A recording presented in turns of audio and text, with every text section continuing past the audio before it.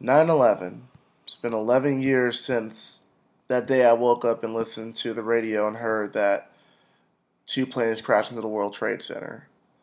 It's kind of weird that it's gotten to this point where it's over a decade now since it's happened.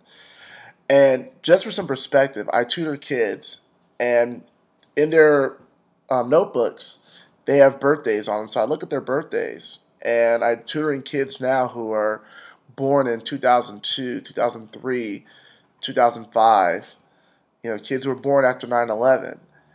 And the more I look at them, the more I think about just how that's going to be the next phase of remembering 9/11 is that we're eventually going to be dealing with kids who are going to grow up who only remember the world after 9/11, not much of what it was like before then.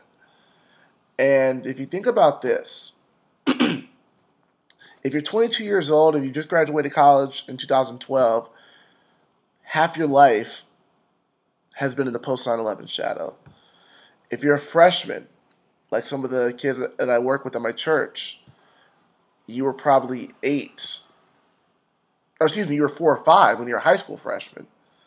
So they probably won't even remember, what it was like before 9/11. They don't even remember 9/11.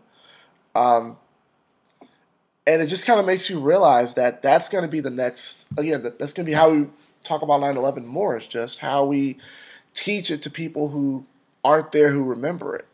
As I look at all the anniversary coverage, the remembrances, just seeing different ways people say never forget on Twitter or on Facebook, I'm more thinking about the people who will forget. The kids who are going to grow up in the post 9/11 world who have only known war, who've only been around and know of us being in war with Afghanistan or Iraq. Think about this for perspective. My sister, who graduated high school in 2004, her freshman year was the last high school class that has never known the 9/11 era. She started high school in 2000, so that 2001 class is the first class of high school kids or the last class that remembers the world very vividly before 9/11. And it's crazy thinking that we've gone through several classes of high schoolers and college kids who have gone through the cycle of only knowing war and terrorism and the post 9/11 world, and they're going to get further and further detached from it. It's going to be like if you've ever read Animal Farm, you know that the first main character is Old Major, the pig that everyone respected, and when he died, they put his skull in a place of remembrance. But by the end of the book, the skull was just there. People had forgotten what it was there for. They called it almost like a tradition that no one remembered, except those who knew. So I think for us, what do we tell our kids? What are our kids going to be told about 9/11? What are the kids now going to be told about 9/11? What aren't they going to be told about 9/11? And I think it's okay to remind them to be proud to be an American, be proud to celebrate this country, but also you let them know that 9/11 showed the darker side of the country. We look at the Patriot Act. We looked at how the Bush administration, there's reports now that they received memos that they didn't follow up on. We can think about how the war in Iraq was mismanaged with no plan to win the peace until after President Bush got out of there. You can think about all those things, but you have to be able to tell them that.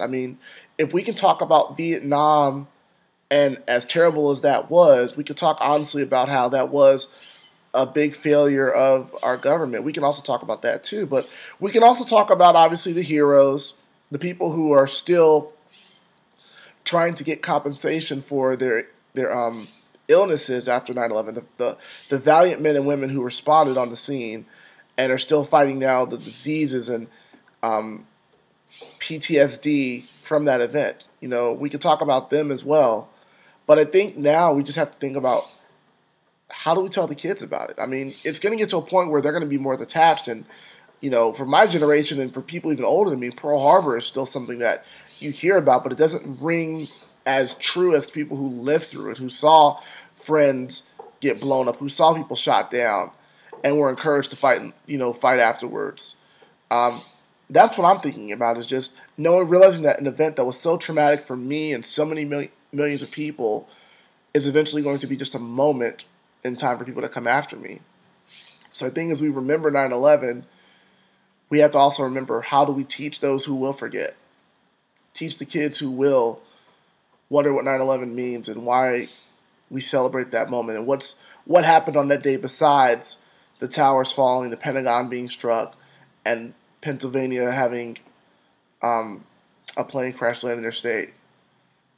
And I think that will be the best way to remember 9/11. I mean, there's so many ways that you can think about this event. There's so many ways you can think about where things have changed.